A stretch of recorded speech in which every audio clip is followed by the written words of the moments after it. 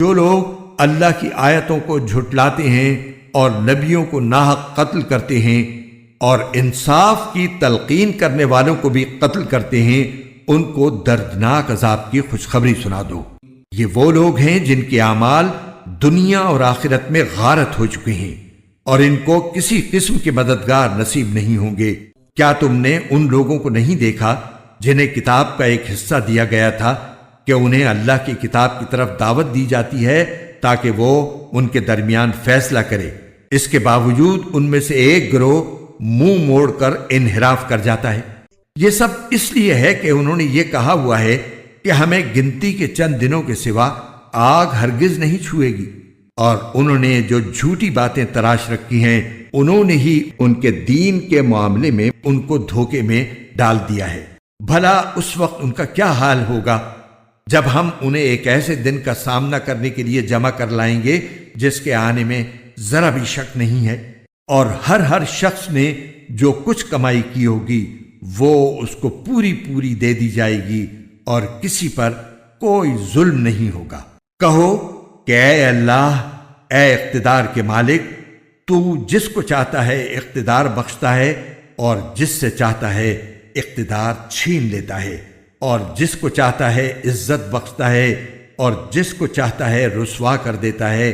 تمام تر بھلائی تیرے ہی ہاتھ میں ہے، یقیناً تو ہر چیز پر قادر ہے۔ تو ہی رات کو دن میں داخل کرتا ہے اور دن کو رات میں داخل کرتا ہے،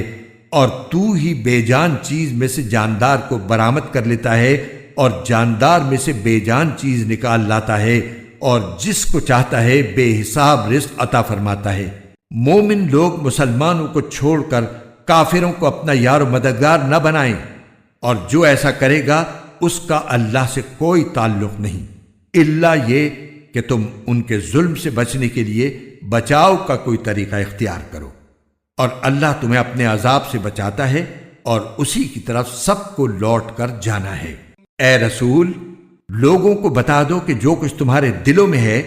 تم اسے چھپاؤ یا ظاہر کرو، اللہ اسے جان لے گا، اور جو کچھ آسمانوں میں ہے اور جو کچھ زمین میں ہے وہ سب جانتا ہے، اور اللہ ہر چیز پر قادر ہے۔ وہ دن یاد رکھو جس دن کسی بھی شخص نے نیکی کا جو کام کیا ہوگا اسے اپنے سامنے موجود پائے گا، اور برائی کا جو کام کیا ہوگا اس کو بھی اپنے سامنے دیکھ کر یہ تمنا کرے گا کہ کاش اس کے اور اس کی بدی کے درمیان بہت دور کا فاصلہ ہوتا۔ اور اللہ تمہیں اپنے عذاب سے بچاتا ہے، اور اللہ اپنے بندوں پر بہت شفقت رکھتا ہے۔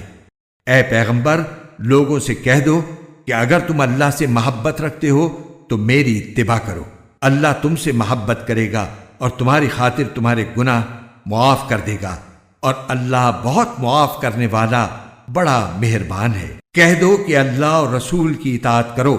پھر بھی اگر منہ موڑو گے تو اللہ کافروں کو پسند نہیں کرتا۔ اللہ نے آدم، نوح، ابراہیم کے خاندان اور عمران کے خاندان کو چن کر تمام جہانوں پر فضیلت دی تھی۔ یہ ایسی نسل تھی جس کے افراد نیکی اور اخلاص میں ایک دوسرے سے ملتے جلتے تھے، اور اللہ ہر ایک کی بات سننے والا ہے، ہر چیز کا علم رکھتا ہے۔ چنانچہ اللہ کے دعا سننے کا وہ واقعہ یاد کرو جب عمران کی بیوی نے کہا تھا کہ یا رب، میں نے نذر مانی ہے کہ میرے پیٹ میں جو بچہ ہے میں اسے ہر کام سے آزاد کر کے تیرے لیے وقف رکھوں گی، میری اس نذر کو قبول فرما، بے شک تو سننے والا ہے، ہر چیز کا علم رکھتا ہے۔